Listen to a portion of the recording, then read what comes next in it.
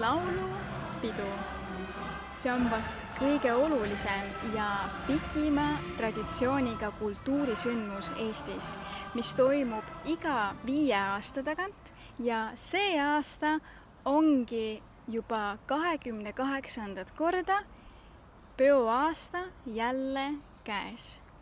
Tuhanded eestlased tulevad laulu- ja tantsupeoks Tallinnasse kokku, et tähistada eestlust, Eesti kultuuri ja traditsioone.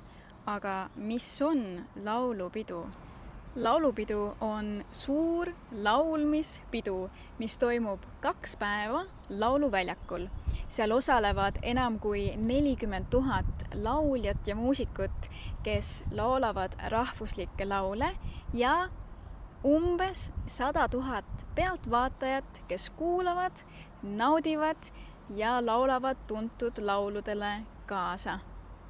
Kõik need päevad kokku on täis muusikat, naeru, äratundmisrõõmu, rõõmupisaraid ja eelkõige ühtekuuluvustunnet, et me oleme eestlased. Toredat pidu!